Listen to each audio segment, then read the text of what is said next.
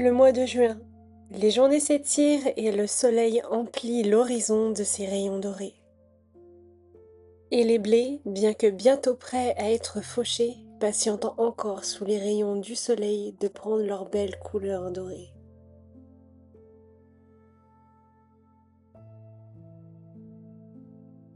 Mais en attendant, je vous invite à retourner à l'intérieur dans la fraîcheur de mon atelier pour broder une ceinture solaire et astronomique parée de soie et d'or, le tout brodé sur un taffetas de soie sauvage de seconde main.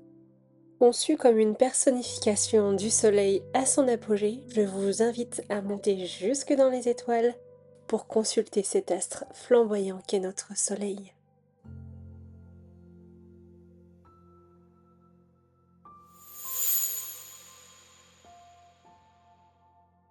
Mais avant ça, petit retour dans le temps avec ma ceinture de l'année dernière.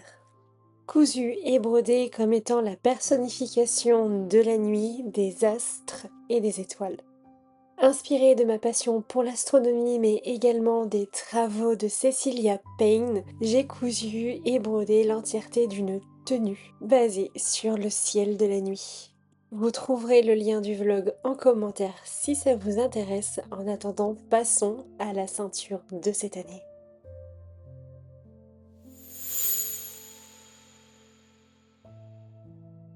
Et cette année, j'ai décidé de construire l'entièreté de cette ceinture, mais aussi de la tenue complète, autour du soleil et de sa course dans les cieux. M'inspirant cette fois-ci non pas de Cecilia Payne, mais des Noces chimiques. Un ouvrage paru en 1616 et aujourd'hui conservé à la bibliothèque bodléienne d'Oxford. Écrit dans un style allégorique et initiatique, il raconte un voyage à travers 7 journées où se succèdent énigmes, cérémonies et transformations. L'ensemble de cette tenue est inspiré du soleil alchimique, figure royale associée à l'or et à l'accomplissement de l'œuvre. Cette fois-ci, je ne vous emmène pas seulement dans un voyage à travers la couture et la broderie, mais également dans un voyage alchimique, qui prendra fin au cœur même de l'été, le 21 juin, au solstice. Il est maintenant temps de discuter un petit peu de la réalisation de la ceinture. J'ai eu énormément de mal à me décider concernant les constellations que j'allais ajouter à cette ceinture, pour la simple et bonne raison que si pour la première, j'ai pris tout simplement les constellations qui me parlaient le plus depuis des années, pour celle-ci, je voulais absolument des constellations solaires qui rappellent le soleil et qui soient chatoyantes. Et surtout, je voulais me différencier de la première ceinture que j'ai faite l'année dernière. C'est donc la dernière fois que j'y ferai allusion dans ce vlog. J'ai d'ailleurs eu un petit peu peur concernant le transfert de la ceinture sur le taffetas, que celui-ci ne marque pas correctement. Heureusement, grâce au papier carbone, c'était beaucoup plus simple que ce que je ne pensais. Même si par certains endroits j'ai dû rajouter un petit peu de couleur avec mon stylo de styliste. Du coup, je n'avais pas du tout le droit à l'erreur, il fallait que la broderie soit parfaitement faite pour recouvrir l'entièreté des tracés. Et afin de rigidifier ma ceinture et pour éviter un entoilage thermocollant, j'ai choisi d'amidonner de la crétonne de coton que j'ai ensuite assemblée à mon taffetas, à l'aide d'un point de bâti avant de le monter directement sur mon métier. C'est d'ailleurs la partie que j'aime le moins dans la préparation et la réalisation d'une broderie. Tendre correctement la toile pour que ça ne se déforme pas au fur et à mesure.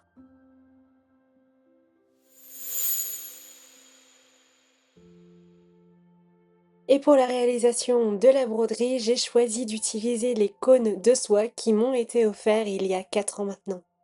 Et en plus, les couleurs s'accordaient à merveille avec ce que je voulais faire pour la ceinture, mais aussi avec un projet un petit peu plus secret que vous verrez la semaine prochaine dans le rendu, qui complétera l'entièreté de cette tenue. Et si en apparence des fils couleur or, doré, cuivré vont à merveille avec la couleur du taffetas, il en est autre chose lorsqu'il s'agit de trouver la bonne alchimie entre toutes les couleurs pour la broderie. Car oui, ce n'est pas parce que la palette de couleurs correspond à la couleur d'origine du tissu que forcément cela fait ressortir les éléments qu'il y a de brodé. Mais ça, je l'ai découvert plus tard lors de l'avancement de la broderie. J'ai même hésité un nombre incalculable de fois à tout défaire et à tout recommencer. Et j'ai aussi changé d'avis un bon nombre de fois jusqu'à ce que je trouve le thème parfait. Cette ceinture sera le soleil à son zénith. Car oui, outre mon inspiration des noces chimiques qui est plutôt tardive dans la réalisation de cette tenue, il y a également la course du soleil dans les cieux. Et donc oui, vous l'avez probablement compris, il y aura 4 réalisations pour cette tenue qui symboliseront chacun le soleil à son lever, le soleil au zénith et le soleil à son coucher. Mais cela, je vous en parlerai beaucoup plus lors des 2 prochains vlogs sur cette tenue.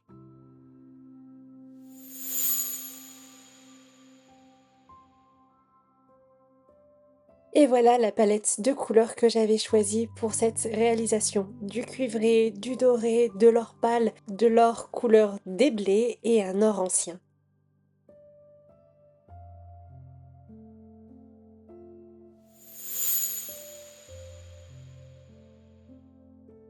Et maintenant passons à la broderie avec la première constellation, la couronne australe, car nul roi sans sa couronne. Même si celle-ci n'est encore qu'en devenir, et quelque part j'aime garder cette idée pour la suite.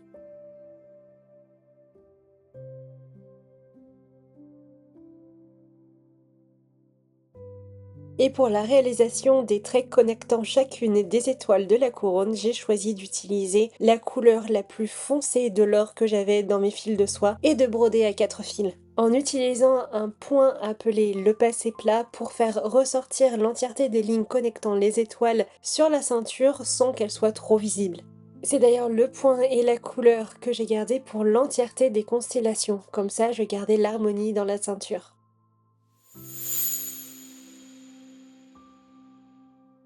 Et je ne pouvais pas ne pas mettre la constellation d'Andromède. Dans la mythologie grecque, il s'agit d'une princesse que l'on retrouve enchaînée à un rocher, offerte en sacrifice à un monstre marin. Finalement sauvée par Persée, elle finit par être sauvée par Persée qui arriva et tua la créature. Après cela, ils furent tous les deux placés dans les cieux et devinrent des constellations. Il s'agit d'ailleurs d'une constellation un peu discrète, presque cachée, et il faut vraiment la chercher pour la trouver. Mais une fois que l'on sait où regarder, elle apparaît peu à peu à nos yeux. C'est une constellation que j'aime beaucoup pour sa figure féminine, mais aussi parce qu'il faut la chercher. Elle ne se dévoile pas tout de suite à nos yeux. Et il faut également être patient pour la trouver car elle n'est visible qu'à une certaine période de l'année. Direction nord-est au moment de l'automne.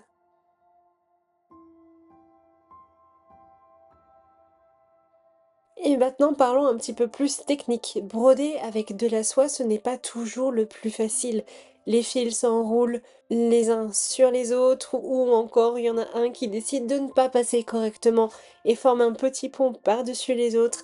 Il faut être extrêmement attentif à ce que l'on fait pour être sûr que tout soit correctement positionné, bien à place sur le tissu. Bien au-delà d'un jeu d'harmonie des couleurs, c'est aussi un formidable jeu de patience.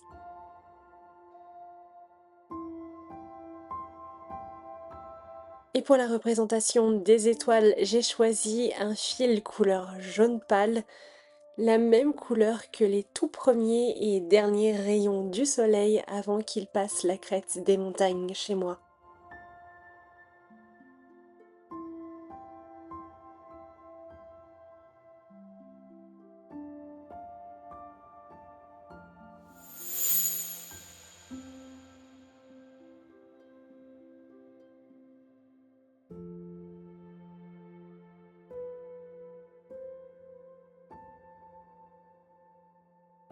Je n'avais pas envie de donner ce twist à la ceinture qui donnerait une dimension plus brute à la broderie. Et pourtant, j'ai fini par céder. Tout simplement parce que c'est exactement ce que je voulais lier à l'histoire que je voulais apporter à la ceinture. Dans la logique de la finalité de cette ceinture, le scorpion met en exergue 2 polarités. La polarité bénéfique, avec son venin on peut créer de formidables remèdes, aussi bien qu'un formidable poison mortel. Il est à la fois la représentation de la vie et de la mort, soit un lien avec le soleil du matin et le soleil du soir. faisant ainsi un clin d'œil à la mythologie égyptienne et au mythe de Ra traînant le soleil derrière son chariot et à ses combats contre Apophis.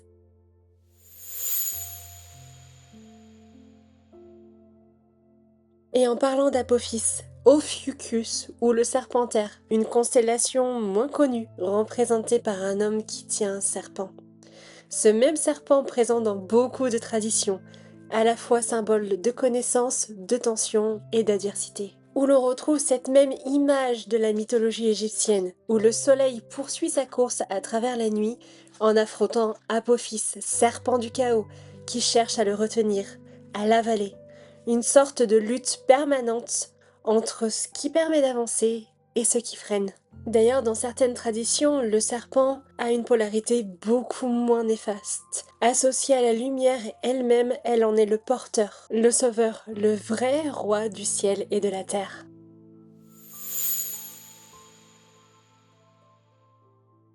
Et comment oublier les étoiles? Elles brillent jusque tard le matin alors que les premiers rayons du soleil frappent la terre et apparaissent tôt le soir alors que les derniers s'en vont. Et pour les symboliser, j'ai choisi d'utiliser ces petites perles facetées que j'ai depuis un moment de mon stock. Et je sais, j'avais dit que je ne reparlerais pas de la ceinture de l'année dernière, mais ce sont exactement les mêmes. Et cette fois, je n'ai pas oublié de bien faire attention de ne pas les positionner trop près de ma marge de couture. J'ai retenu la leçon l'année dernière, il était hors de question cette année que je me retrouve à coudre l'entièreté de la ceinture à la main, surtout que j'avais ma petite idée pour la couture avec quelques petites modifications que je ne pouvais faire qu'à la machine. Il y a des erreurs qu'on ne comprend vraiment qu'une fois qu'on les a faites et qu'on n'aurait pas forcément pu apprendre ailleurs parce qu'on essaie toujours de grappiller quelques millimètres sans se rendre compte de l'impact que cela aura ensuite sur l'entièreté de la réalisation. Et c'est quelque chose dont on ne parle pas assez, je trouve, sur le réseau. Il est facile de reprendre un geste, une image, une parole, mais il est moins aisé d'avoir l'expérience associée justement à ces erreurs. L'air de rien, la pose de ces perles a été un peu comme une revanche pour moi, puisque cette fois-ci j'étais au courant, je l'avais expérimenté, je le savais, et c'est aussi ça ce dont je voulais vous parler dans ce vlog, cette alchimie qui se met en place entre le geste et l'expérience qui n'existe pas juste avec des mots.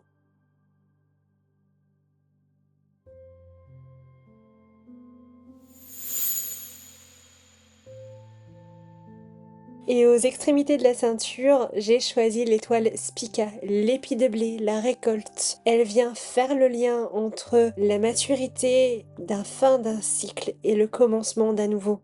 Elle forge aussi le lien entre les deux polarités de la ceinture. D'un côté, la couronne boréale et Andromède, polarité plutôt féminine et douce, et de l'autre côté, le scorpion et Ophiuchus, polarité masculine et un petit peu plus dure. Plus dans la saison froide, sombre, tandis que la couronne et Andromède seront plus dans la saison chaude et lumineuse. Elle est la représentation d'un cycle saisonnier annuel complet, un lien entre les constellations et le soleil. Et pour sa broderie, j'ai choisi la technique du passé plat dans une couleur de l'épi de blé bien mûr, juste avant la récolte. Et je vais d'ailleurs profiter de ce petit moment pour vous parler un petit peu des autres inspirations liées à l'entièreté de la tenue. Il n'y a pas que le solstice, il n'y a pas que les noces chimiques, il n'y a pas que l'alchimie et que les mythologies. Il y a aussi le cycle des saisons. Comme vous avez pu le voir depuis le mois d'avril, je commence un vlog par mois lié à la couture par le mois en cours et en parlant de ce qu'il se passe à ce moment de l'année. Et je vous l'avais dit lors de ma vidéo pour mes projets de 2026, je voulais faire l'entièreté de mes vlogs basés sur les saisons, avec des tenues liées au solstice et aux équinoxes. Et je regrette de ne pas avoir poussé beaucoup plus loin dès le début, en créant aussi un contenu plus basé sur les mois et de n'avoir eu cette idée qu'au mois de mai. Mais enfin, j'y arrive tout de même à créer ces vlogs que je voulais depuis le début, basés sur les saisons, basés sur le rythme de l'année au fil des mois. C'est d'ailleurs ce qui m'a permis de retrouver l'inspiration car vous le savez, ce début d'année a été très compliqué pour moi. Mais avoir cette idée de baser certains des vlogs sur les mois et les saisons, non pas seulement que 4 vlogs dans l'année, mais que tous aient cette petite touche m'a permis de retrouver cette envie de créer quelque chose qui se base sur la réalité et qui soit beaucoup plus authentique et non plus inscrit dans un concept flou de vidéos postées les unes derrière les autres sans lien avec la réalité. Mais trêve de digression, retournons à la réalisation de la ceinture. Dès le départ, je voulais ajouter des fils d'or dans ma broderie. Seulement, après réflexion, je m'étais dit que c'était peut-être pas la bonne idée. Et j'ai laissé ce projet de côté pour la simple et bonne raison que lorsque l'on porte une ceinture, on s'assoit, on bouge et les fils d'or sont facilement écrasables. Cependant, plus j'avançais dans la broderie et plus il manquait quelque chose. Et ce quelque chose, évidemment, c'était le fil d'or. J'ai donc balayé d'un revers de main toutes mes craintes et toutes mes envies de praticité pour ajouter des brins de fil d'or dans la broderie. Et pas qu'un peu. J'ai donc commencé par ajouter 3 petits brins de copeaux de Kenti frisés au cœur même des 2 étoiles Spica. Et j'en ai ajouté 3 toujours dans une optique symbolique puisqu'il y a 3 grandes étapes à la course du soleil. Le soleil du lever, le soleil du zénith et le soleil du coucher. Mais également lorsque l'on regarde dans d'autres traditions à travers la planète, on peut retrouver les 3 visages de la femme jeune, la femme mûre et la femme vieillissante et encore plein d'autres. 3 était le chiffre parfait pour former le cœur de ces étoiles.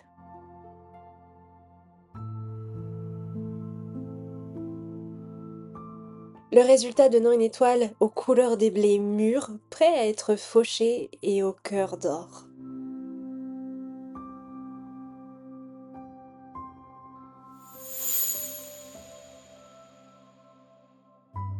Et maintenant passons à la broderie du point central, le pivot de cette ceinture, le soleil. J'ai commencé par tracer la couronne centrale du soleil à l'aide d'un point arrière dans un fil couleur des particules de poussière flottant dans la lumière du matin.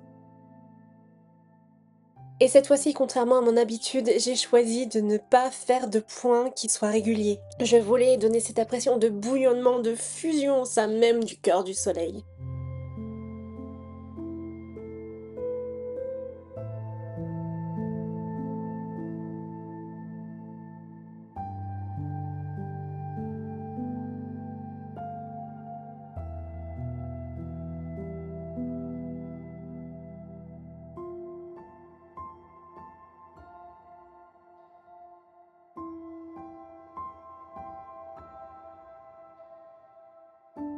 Et pour parfaire la couronne interne du soleil, j'ai repassé un fil sous mes points arrière pour créer une torsade, créant ainsi une couronne plus dense qui captera la lumière différemment selon les angles de la ceinture.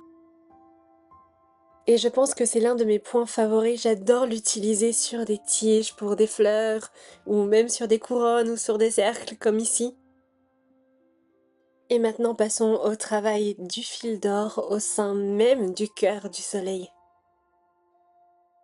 Et pour ce cœur, j'ai choisi d'utiliser de la cantille frisée couleur rose gold pour apporter une légère nuance au tissu mais également au reste des couleurs qui composent l'entièreté de la broderie et pour donner une brillance plus prononcée, plus feutrée, plus douce, plus fin d'été au cœur du soleil. Utiliser le fil d'or pour parfaire le cœur du soleil aura été, je pense, la meilleure décision que j'ai prise. Ça apporte une couleur, une vibrance, une personnification, mais aussi une incarnation du soleil au sein même de la ceinture absolument incroyable, sans me jeter des fleurs. Mais je ne me suis pas arrêtée là. J'ai aussi utilisé quelques copeaux de Kenti frisés couleur argent pour créer un dégradé et donner plus de profondeur au cœur du soleil.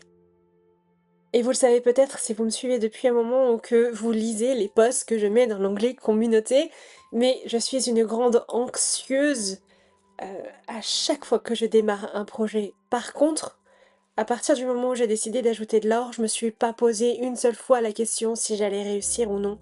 Et à un moment donné, je me suis dit, mais tu es en train de broder de l'or sur un taffetas de soie sans même t'être posé de questions.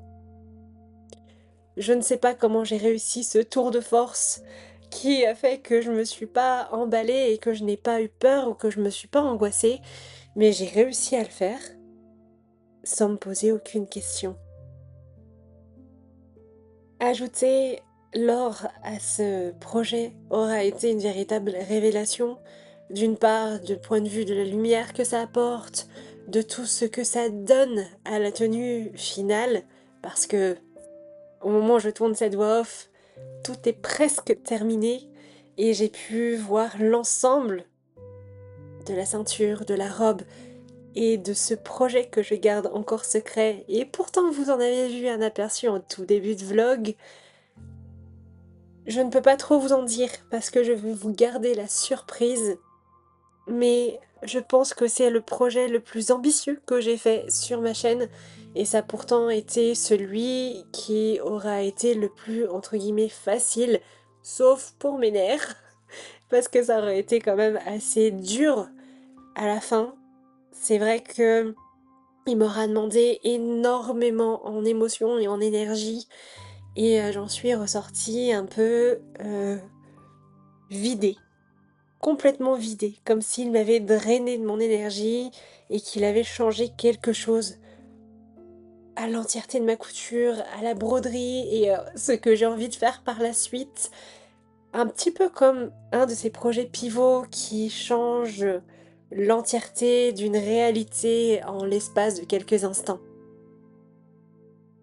Et c'est d'ailleurs après cela et lors d'une conversation avec ma mère sur l'alchimie, car elle s'y intéresse de plus en plus, et si j'avais déjà le livre des noces chimiques depuis un petit moment, je ne l'avais pas encore ouvert, et c'est au moment de son ouverture que je me suis rendu compte d'un lien qu'il y avait entre cette tenue, celle de l'année dernière, mais aussi d'un point de vue de la symbolique de tout ce que j'avais utilisé lors de cette broderie et de la confection de cette tenue, que je garde encore une fois un petit peu secret, un petit peu plus de temps, pour pouvoir vous le révéler à la fin, une fois que tout sera terminé, au moment de l'achèvement final de l'entièreté de ce projet.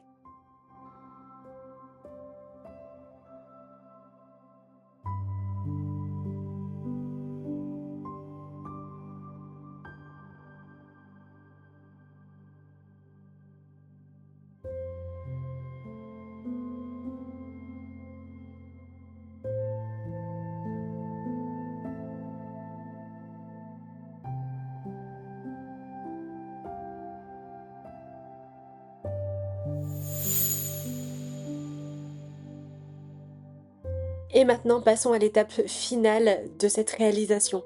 À peine j'ai terminé de poser le dernier petit morceau de fil d'or que je l'ai démonté de mon métier et que je l'ai coupé.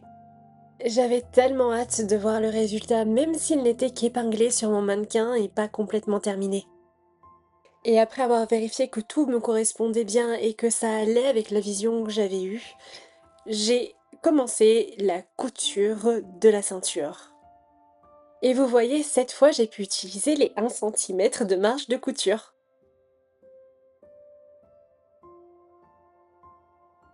Mais pas sur l'ensemble de la ceinture. Sur le devant, l'entièreté des marges de couture est à 1 cm.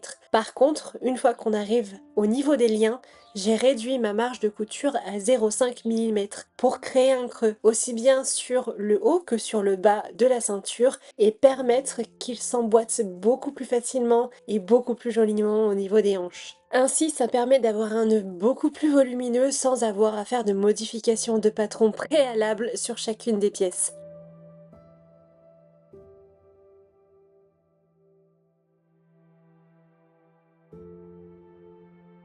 Et voilà, la ceinture est terminée. Et je sais, vous devez attendre le rendu. Mais il n'y en aura pas sur cette vidéo. Il va falloir être un petit peu patient et attendre la semaine prochaine et l'entièreté de la tenue complète pour pouvoir voir le résultat. Je n'ai pas envie de vous gâcher la surprise en vous montrant la ceinture tout de suite, car elle s'inscrit dans un projet beaucoup plus ambitieux, beaucoup plus complet. En tout cas, j'espère que ce n'est pas trop long pour vous et que vous patienterez jusqu'au solstice.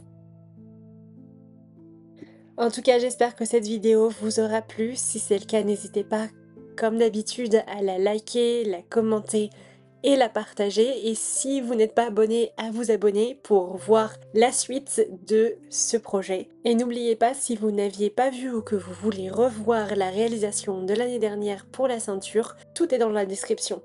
Je vous souhaite de passer une excellente semaine pré-solsticiale et je vous laisse avec ces images du lever de soleil sur la montagne.